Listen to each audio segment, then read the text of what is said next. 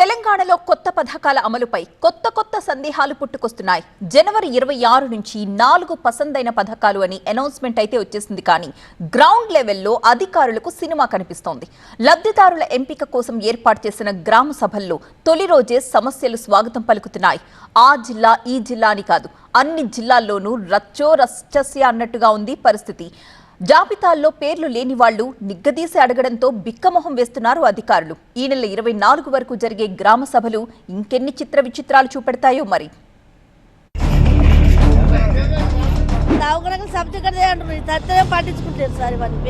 Xerox చేసి collector దగ్గర పోతే కూడా అక్కడ కూడా ఇస్తామని పక్కకు చేసేసి దరఖాస్తు ఇయ్యమంటారు. ఇప్పుడు ఈ దరఖాస్తు తీసుకొని మళ్ళీ ఏటో వాడే. తెలంగాణలో రెండో విడత సంక్షేమ పథకాల జాతరకు ముహూర్తం ముంచుకొస్తోంది. రైతు భరోసా, ఇందిరమ్మ ఆత్మీయ భరోసా, కొత్త రేషన్ కార్డులు, ఇందిరమ్మ ఇళ్ల పథకాలు ఈ నెల 26 నుంచి అమలు చేయబోతుంది రేవంత్ రెడ్డి సర్కార్.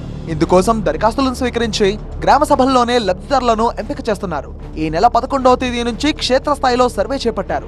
16 నుంచి 20వ తేదీ వరకు లబ్ధిదారుల ముసాయిదా జాబితాలు తయారయ్యాయి. వాటిని ప్రజలకు తెలియజేసేందుకు పంచాయతీ, వార్డ్, డివిజన్ స్థాయిలో సభలు నిర్వహిస్తున్నారు. 24వ తేదీ వరకు జరుగుతుంది ఈ తంతు. ఇందిరమ్మ హౌజెస్, రైతు భరోసా, రేషన్ కార్డులకు సంబంధించిన విషయాల మీద మేము ఆల్రెడీ లిస్టులు తయారు చేయడం జరిగింది. ఇందిరమ్మ హౌజెస్కి సంబంధించిన వాటిని చదివి వినిపించడం జరిగింది.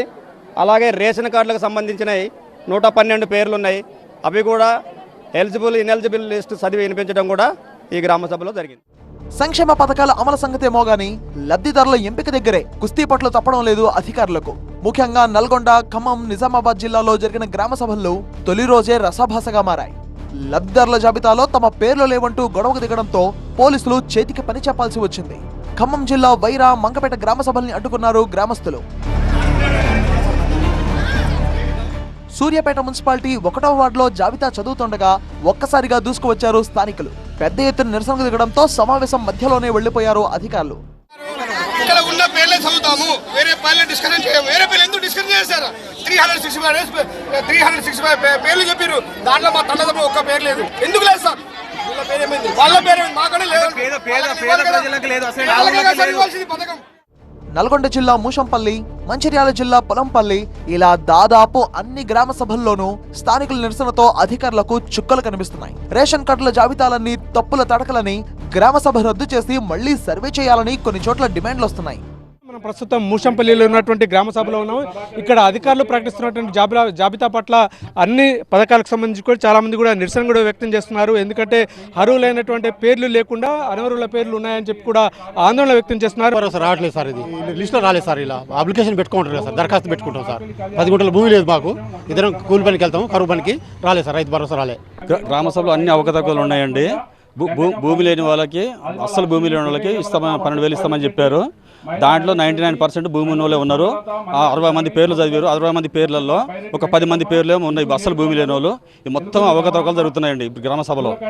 అర్హతలన్నీ ఉన్న ప్రజాపాలనలో ఇదివరకే దరఖాస్తు చేసుకున్న అర్హుల జాబితాలో పేరు రాకపోవడంపై కొంతమంది ఆగ్రహం వ్యక్తం చేస్తున్నారు. ఇటువంటి వారి నుంచి అధికారులు మళ్లీ అదే గ్రామ సభలో దరఖాస్తులు స్వీకరిస్తున్నారు. సార్ మాది అమరాదు, సలీమా బేగము. మాకు ఇల్లు లేదు, మాకు బీడీలో పింఛన్ కూడా వస్తలేదు. కడి చేసారు సార్, నాకు వచ్చిన పింఛన్ కడి చేసారు. మాకు 2 ఆడపిల్లలు సార్. జిరాక్స్ చేసి కలెక్టర్ దగ్గర పోతే కూడా అక్కడ కూడా ఇస్తామని పక్కకు చేసేసారు సార్. ఏం చెప్పాలి? చెప్పి ఎండి ఆఫీస్కి పోతే కలెక్టర్ ఇక్కడ ఆన్లైన్లో నీ ప్రజాపాలన ఆన్లైన్ కాలేదని చెప్పారు. అక్కడ నుంచి కలెక్టర్ ఆఫీస్కి వెళ్ళిన ప్రజావాణిలకు, అక్కడ కూడా ఆన్లైన్ కాలేదని చెప్పారు. అక్కడ కూడా అప్లికేషన్ 3 దగ్గర అప్లికేషన్ పెట్టుకున్నా, 4 అప్లికేషన్ చేతిలో పట్టుకొని వచ్చింది. దవాఖానకు సబ్జెక్ట్ అంటారు, సత్యం పట్టించుకుంటారు సార్. ఇవన్నీ పేపర్లు ఏం చేయాలి సార్? దరఖాస్తు ఇయ్యమంటారు. ఇప్పుడు ఈ దరఖాస్తు తీసుకొని మళ్ళీ ఏటో వాడేస్తారు. 10 సంవత్సరాల నుంచి పింఛన్కి అప్లై చేస్తే ఏటో వాడేసిండ్రు. ఈ రేషన్ కార్డ్స్, ఇందిరమ్మ ఇల్లు మొత్తం ఉన్న వాళ్ళకే వస్తున్నాయని ఇక్కడ ప్రజలు అర్థనాదాలు చేస్తున్నారు. సార్ 15 సంవత్సరాల నుంచి అప్లై చేసుకుంటున్నాము, ఇంతవరకు మళ్ళీ ఇష్టం అప్లై రాలేదు. మళ్ళీ ఇప్పుడు అప్లై చేసుకోమంటున్నారు. ఇంకెన్ని సంవత్సరాలు సార్? మేము చచ్చిపోయే వరకు మాకు కార్డ్స్ ఇవ్వరా? మేము చచ్చిపోయే వరకు మాకు ఇల్లు ఇవ్వరా? ఇప్పటి వరకు ఆ గొడవలు చూస్తున్నారు కదా. ఇంకా నాకు ప్రజలకు ఏం చెప్పాలో సంబంధంగా అధికారులకు చెప్పాను. ఈ పాపం మంచిది కాదు. లబ్ధిదారుల జాబితాలో ఎలాంటి అభ్యంతరాలు ఉన్నా తమ దృష్టికి తీసుకురావాలని, ఈ నెల 24 వరకు గ్రామ సభలు కొనసాగుతాయని, దరఖాస్తుల స్వీకరణపై అపోహలొద్దని భరోసానిస్తున్నారు అధికారులు, నేతలు. అర్హులైన వారు ఎంఆర్ఓ, ఎంపీడీఓ కార్యాలయాల్లో దరఖాస్తు చేసుకునే వెసులుబాటుంది. ఎంపిక అనేది ఇంకొకసారి మళ్ళీ కూడా చేస్తారు.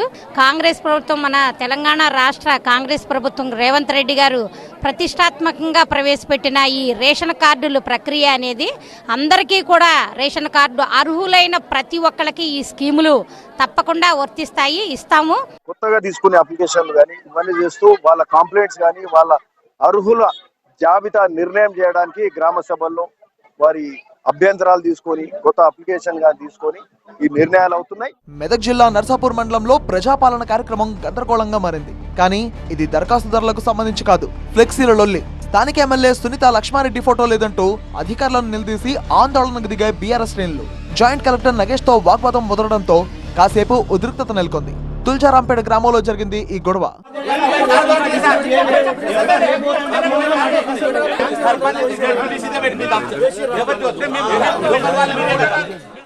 ఇది తొలి రోజు మాత్రమే. ఇదే విధంగా 24వ తేదీ వరకు ప్రతిరోజు గ్రామ సభలు జరుగుతాయి. ఉదయం, మధ్యాహ్నం 2 విడతలుగా సభలు నిర్వహిస్తారు. తేదీ, సమయం స్థానికులకు ముందుగానే తెలిసేలా ప్రచారం చేయించారు. కానీ లబ్ధిదారుల జాబితా తయారీ ప్రహసనంగా మారుతుందన్న ఆరోపణలని అధికారులు ఎలా తిప్పికొడతారో చూడాలి.